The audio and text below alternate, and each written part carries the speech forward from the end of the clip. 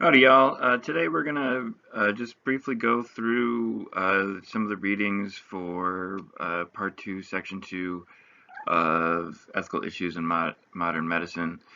And so we'll sort of do this so that we have some time to get into some discussion on Wednesday. All right, we're going to start just with the case study real quick. Just from reading your responses on the discussion board. Most of you seem to have a gut reaction in favor uh, of giving Christine and the family sort of whatever they want or would have back in the day.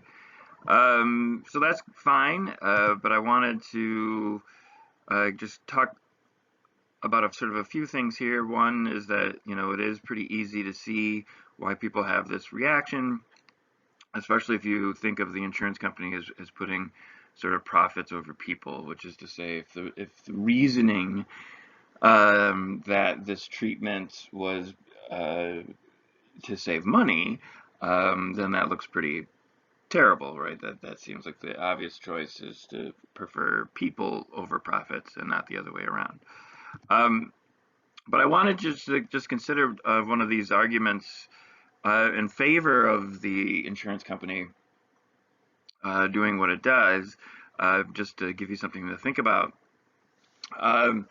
But so just suppose at sort of a general policy level, we say something along the lines of insurance companies should cover treatment only if it's proven to be effective. And that may seem too strong, but nevertheless, just from the logic of the argument, if that's true, and it's true that the particular treatment being sought by Christine was not proven to be effective, which again, according to the story, is not. It wasn't at the time, and it is not now an effective treatment for breast cancer. So assuming that that's true, then it would sort of follow that insurance companies should not cover such a treatment. So it's not a sort of saving money kind of argument, but more of a, what should insurance companies sort of be in the business of providing? Should they be in the business of providing sort of patients whatever they want, or should they be in the business of providing patients that treatments that are shown to be effective? So this again is sort of controversial, but at least it doesn't involve a sort of a narrative that the people at the insurance company are evil in some way. So what is the rationale here behind sort of that first premise? Well, you'd say something along the lines of that covering any treatment that a patient wants is unsustainable. And then furthermore, it won't solve the problem, as rationing will have to occur at some point. That this is something that Dworkin talks about with the rescue principle, is that it's kind of an unsustainable way to sort of approach healthcare, and it's part of the reason why healthcare is so expensive. So just to kind of get you sort of thinking about this, suppose just at a hypothetical level, so this isn't the Demir's case anymore, but suppose that you were thinking of rationing, and you have two patients, A and B, who want the same treatment, but only one is available. So we have to make a decision between giving sort of a treatment to one or the other. And I suppose sort of one way to do it is just sort of flip a coin, right? So you only have one, and they both want it, and so maybe the most fair way is to just sort of flip a coin. But what if we sort of told you this sort of extra feature that A and B are exactly alike in all potentially sort of relevant respects? So they're the same age, they have the same future ahead of them, they're the same sex, race, whatever. They have the same number of family members who will miss them if they die. But the only difference, so let's suppose then the only difference between these two individuals is that for patient A, the treatment has actually been proven to be sort of effective. So we have some reason to think that it's going to work if we give it to patient A.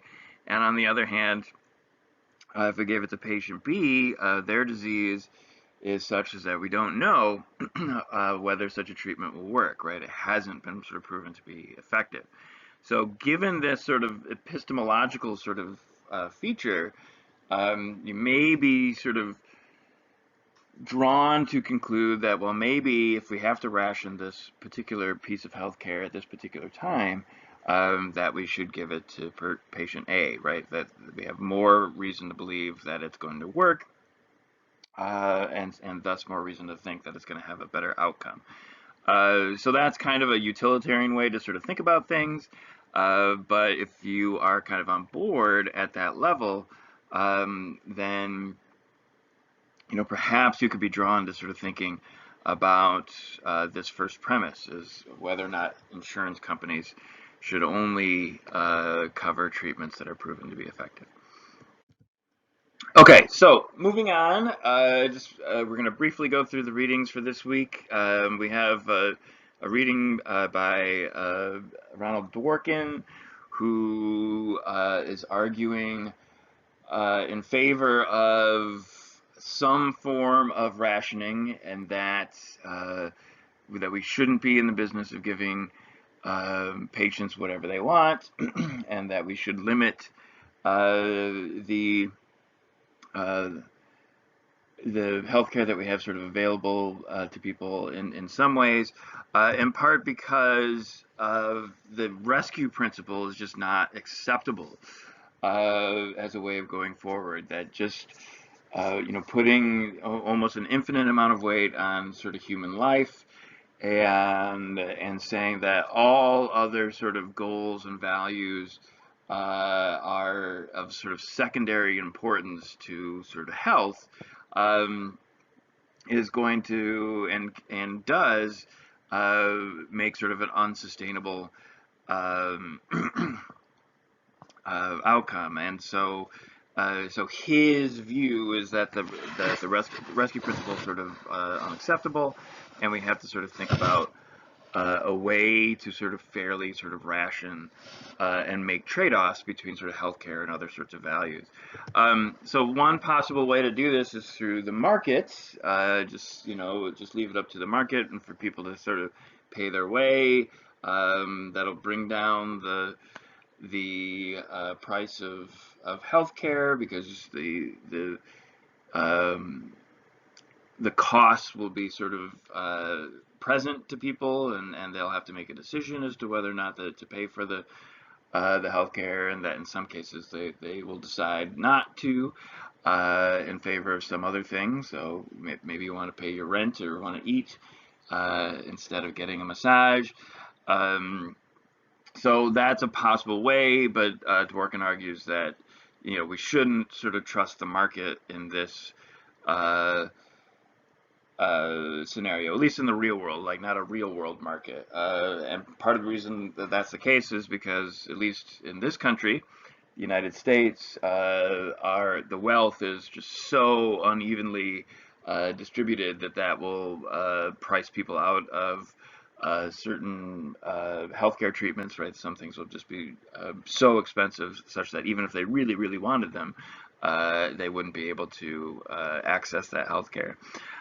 Furthermore, there's just an informational disparity that people sort of just lack the appropriate expertise about sort of the risks and technology behind a lot of the healthcare, and thus leaving it up to their own judgment will probably be suboptimal. And then, of course, there's kind of this sort of fairness objection that the market would charge people with greater health risks more, and they will be, in some cases, sort of unable to access healthcare, right? This is the whole pre-existing conditions thing, right? That before the ACA, insurance companies could deny coverage to people based on pre-existing conditions because, well, it would cost more, right? They'd be more likely to require healthcare. And so when it's on the market, people are unable to pay for their health care. Okay, so moving on then. So if a real world sort of market isn't the solution, if Dworkin is right that market solutions are unacceptable, then you have to come up with sort of a different way to kind of figure out how to sort of ration sort of healthcare, what sorts of things should be covered, and what sorts of things should not be covered. And so what he does is he imagines a sort of ideal market. So he calls this the prudent insurance ideal, and it would help us determine what sorts of things and what sorts of things not to cover. Excuse me, what sorts of things to cover and what sorts of things not to cover, based on what a prudent, rational person would choose in an idealized market. So if we assumed an ideal market where we just imagine that everyone has equal distribution or more or less equal distribution of income and wealth, and people are, knowledgeable and informed about risks and technology, and that people who are inherently sort of riskier aren't sort of kicked out of the system, we could sort of get some sense of what sorts of things such an individual would choose, and from that sort of infer that that would be sort of appropriate to cover based on this sort of idealized procedure. So he goes through some sort of non-controversial sort of decisions that he thinks a prudent individual would choose. So, for example, one of the things he mentions is that people probably wouldn't go for very expensive treatments in a persistent vegetative state, that they would probably choose to spend their money on something else like education or something that increases their quality of life in sort of other ways, and so they would probably trade off that particular healthcare benefit for something else in those sorts of scenarios. But then he gets into sort of the more difficult questions, would be like, well, what would a prudent person choose in a situation where they're at their end of life and that they can, seek out sort of extraordinary care, that, similar to sort of the Christine Demur's cases, that would potentially sort of prolong their life for, a few more months, right? Would a prudent individual in this sort of idealized sort of scenario choose, over their entire life to spend a lot of that money at the last 6 months of their life, or would they potentially sort of make a trade-off to have sort of a higher quality life during all the other years? So this is kind of where things get a little bit trickier, and he seems to be inclined that it's at least reasonable for a prudent person to say that, yeah, that they would make that trade-off, that they would deny themselves access to extraordinary end-of-life care if it meant sort of more access to something else that could be sort of more effectively translated into quality of life. So anyway, that's more or less sort of what's going on there. Okay, so the other thing that we want to talk about is this idea of responsibility in healthcare, and holding people responsible for the choices that they make, especially if those choices lead to poor health, and if that puts a burden upon society to help people out in those sort of situations. So the idea is that a lot of the disease burden, especially in wealthy countries, is based, at least in part, on unhealthy lifestyles. So, individuals whose poor health is a result of smoking or poor diet or drinking or drug use or whatever, risky behavior that sort of people engage in. A lot of that we could say is, is in part at least the responsibility of the people who engage in those behaviors. So what uh, Capellen and Norheim do is they sort of start by saying, okay, well, what are sort of the arguments in favor of kind of factoring responsibility into an individual's payment for healthcare? Like, why would we want to potentially um, create some inequality here? Like, let the people who make healthy choices kind of pay less, and make the people who make unhealthy choices pay more. And so there's two lines of reasoning that they kind of look at. They mention sort of a fairness, backwards-looking reasons kind of objection or line of argument, which is might just sort of start with the premise that if the healthcare need arose from sort of culpable actions, then the individuals who are responsible, right, who are culpable for that behavior should bear the burden, and not the people who are not culpable, right? Sort of a fairness kind of objection that, at least on the face of it, doesn't seem totally crazy. And then there's also sort of a forward-looking reason, which is more sort of consequentialist in nature, more about, bringing about good outcomes, which is, if we did this, if we,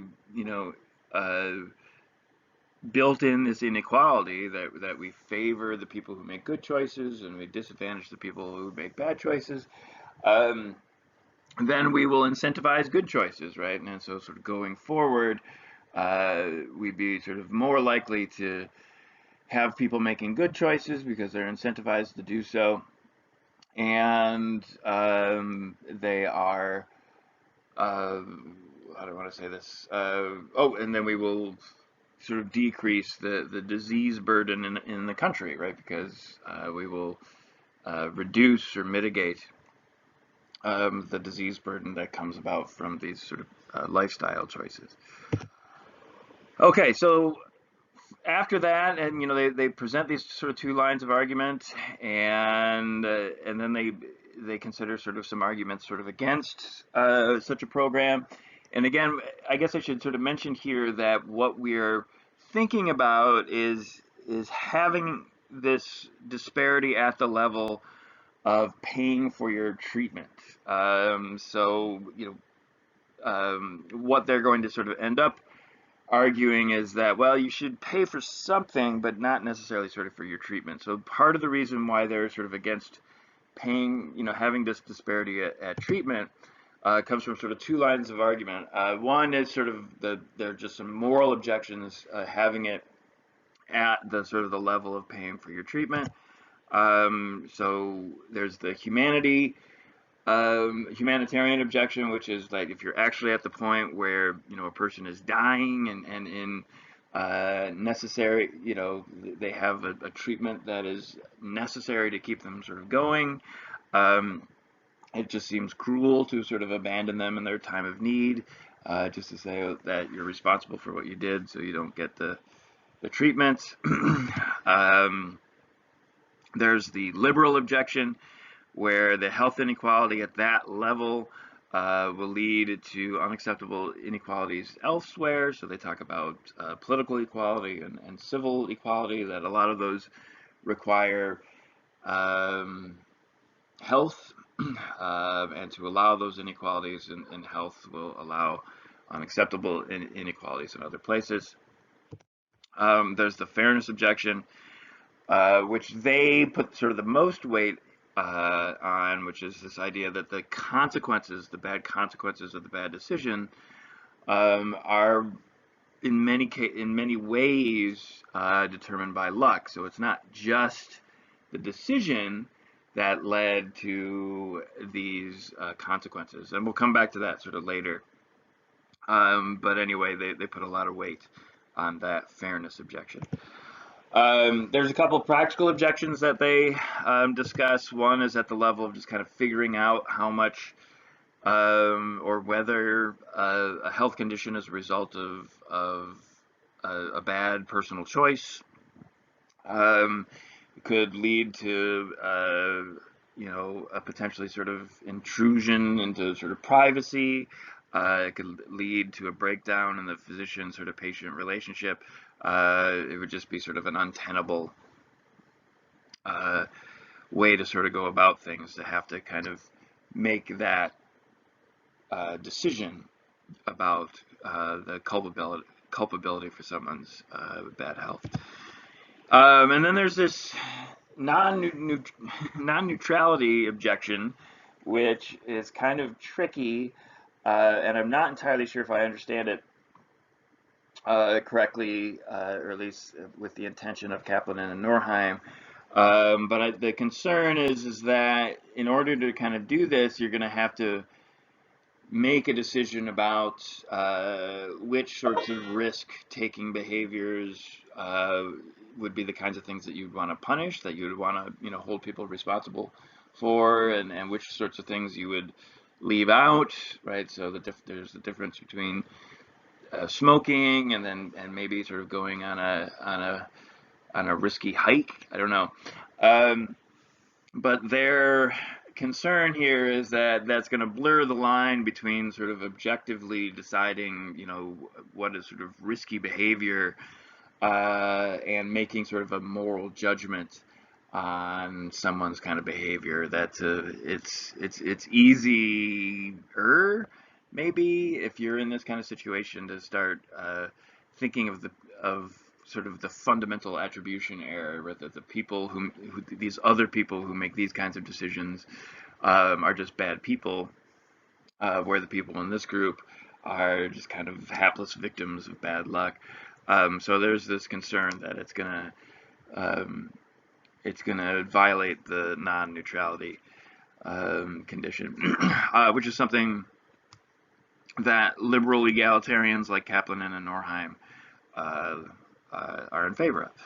So what is their solution? Okay, so they think that people should be held responsible. They're kind of in favor of both the arguments for factoring responsibility into healthcare payment and sort of against, but they just want to put it at sort of a different level. So what they argue at the end of their paper is that people should be responsible for their choices, but not the consequences of their choices. So that's going to sound kind of weird to a lot of people, but it is sort of built into a certain sort of moral tradition, the liberal egalitarian tradition, which is that you have to be careful about how much of the outcome that people experience is actually sort of a direct result of their choice, and how much of it is a result of sort of bad luck. And typically it's a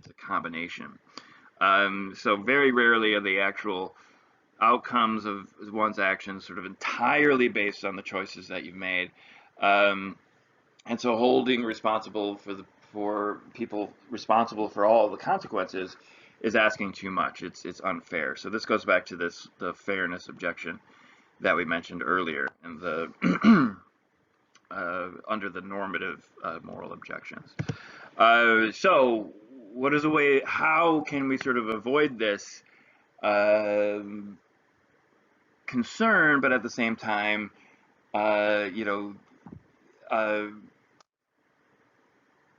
keep with the lines of argument in favor of factoring responsibility? So like the backwards reason, right, to put more of the burden on the people who are making sort of bad choices, and to incentivize sort of good health choices. So one of their sort of thoughts here is this idea of taxing risky behavior. So high taxes on cigarettes and alcohol and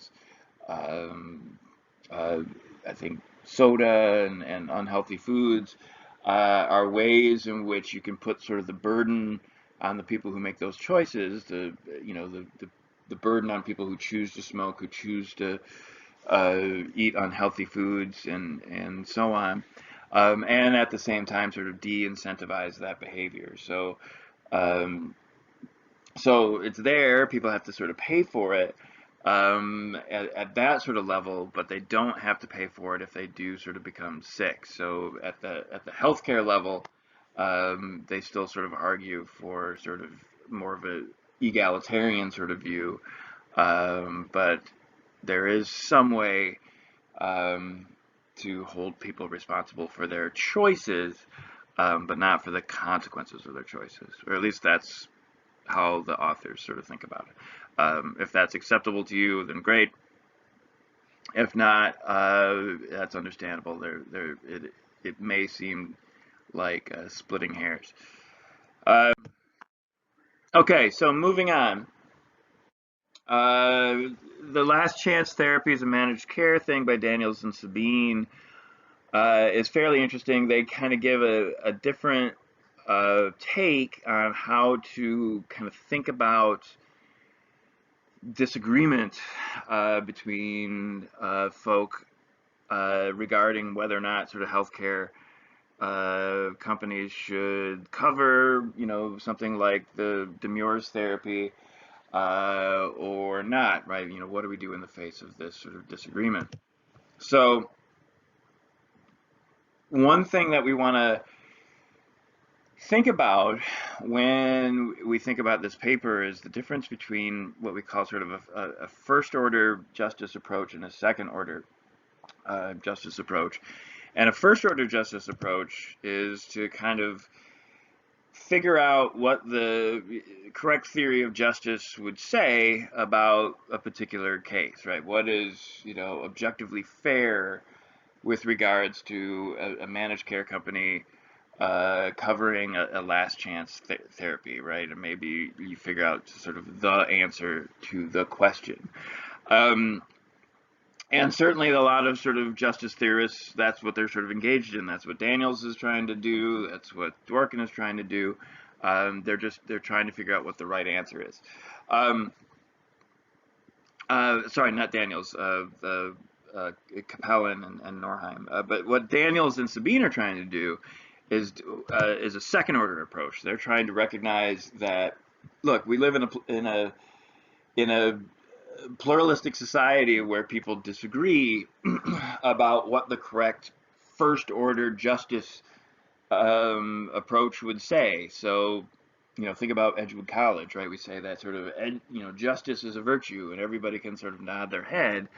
Um, but everyone's going to have a slightly different sort of take on what justice requires, and some of those takes will be sort of incompatible, and they'll, and disagreement sort of will remain. So how do you, solve a problem, a moral disagreement in the face of moral disagreement? What are you going to do in the absence of everybody sort of agreeing on the same sort of first order theory of justice? So the idea is a second order approach is to figure out a way, a procedure that will allow people to come to a decision. And I mean, there's sort of different procedures that you can sort of imagine. Some of them are going to be more objectionable than others. So one is just, give everybody a vote and let, the majority win. Another possibility is just to do it randomly and just sort of toss a coin. So heads, the patient decides, and tails, the healthcare provider decides. That's a second order approach, right? It's a way to resolve these sort of incompatible differences.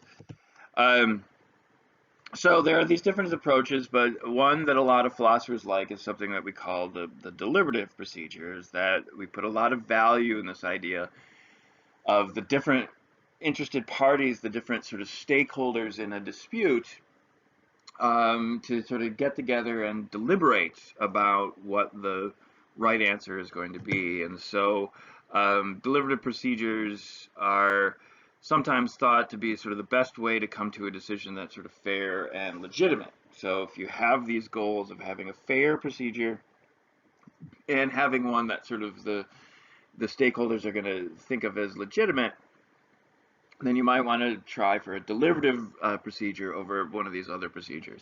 So what does a deliberative procedure looks like? Well, it's has various different qualities or features. One would be sort of transparency, just whatever the decision, whomever's making the decision, if it's going to affect sort of other people, they should be sort of transparent about, why they made the decision that they did. So, people are owed justification uh, for their choices or for the choices being made.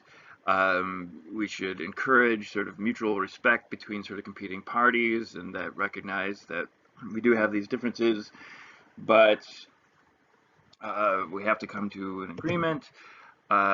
We should focus on shared decision making instead of just leaving it up to sort of one person or to one side to make a decision.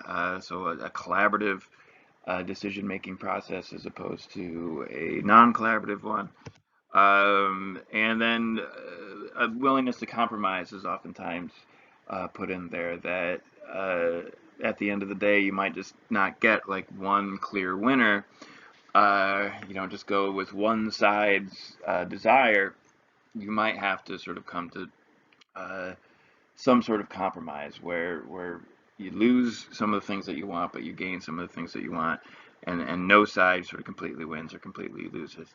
So if we adopt a deliberative procedure, the thinking is that you're more likely to get sort of a fair and legitimate response.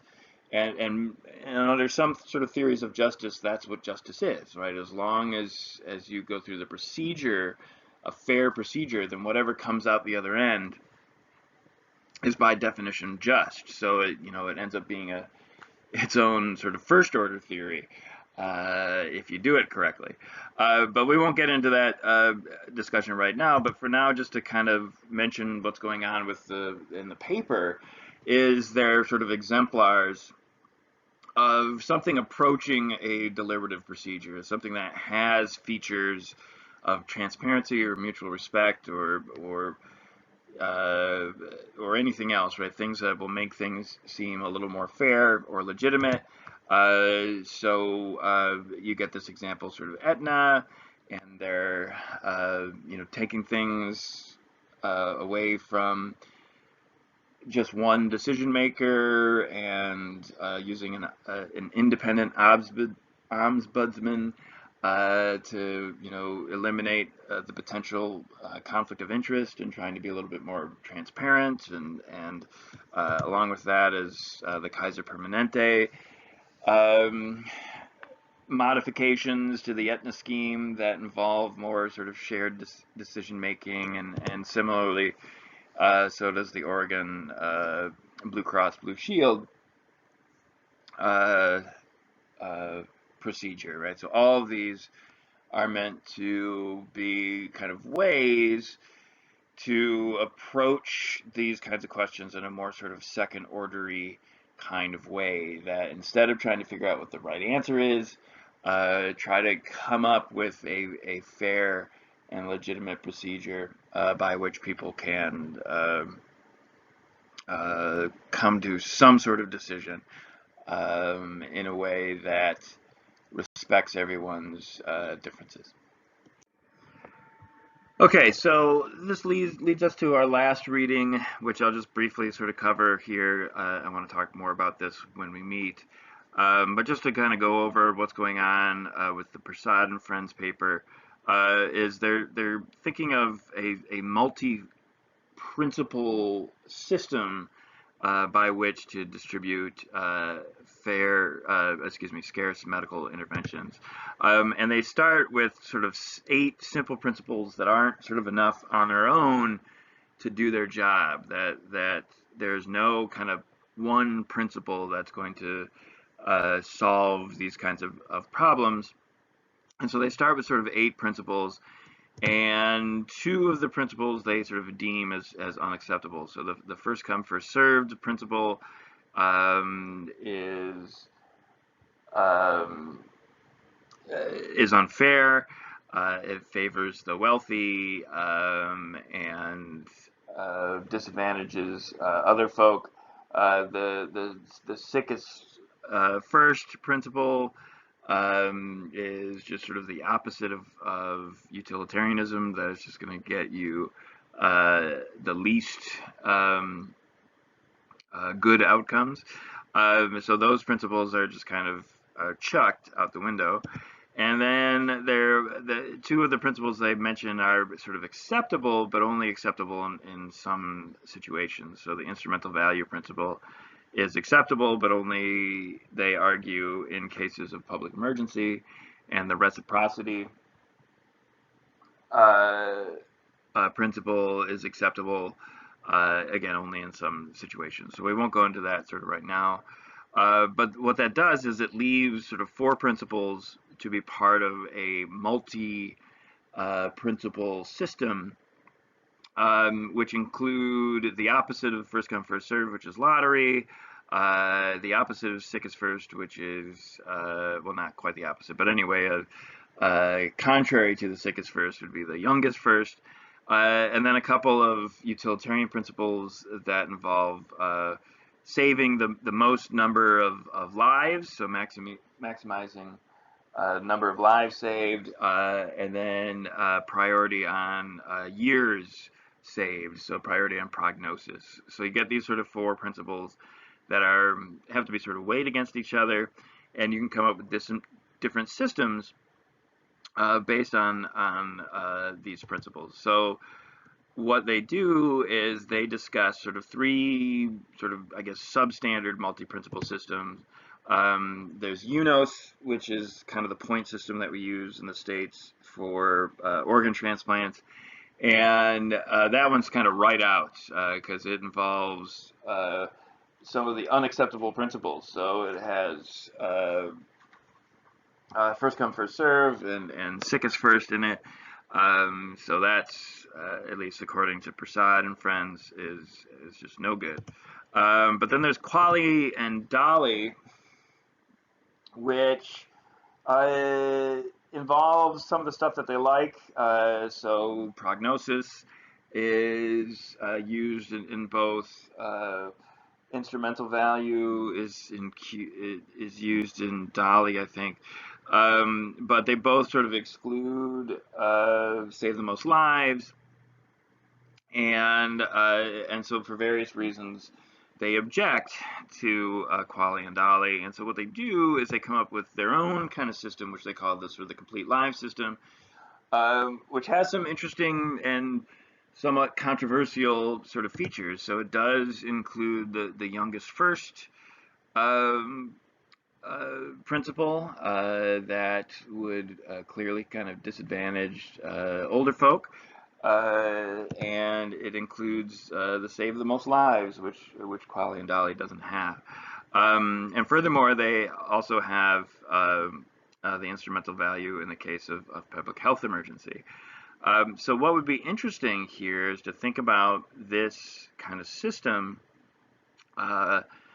in thinking about our allocation of scarce resources in the face of a global pandemic like the coronavirus pandemic, which is to think about kind of like a situation where if we have a vaccine that we can only sort of initially get to some folk, we can't, universally distribute a vaccine sort of right away. We might want to sort of think about sort of who would get this first. So the complete lives system would say youngest first, right? Save the most lives. Use the prognosis criteria as well. But also, because it is a public health emergency, to consider sort of instrumental value. So that's what the complete lives system would have us do. And I think it'll be interesting to talk about how that would be different from what the Quali system would say, or what the Dolly system would say, and to think of which one would get it right, at least from your perspective, with regards to the distribution of a vaccine. So anyway, that's what we'll talk about in more detail on Wednesday.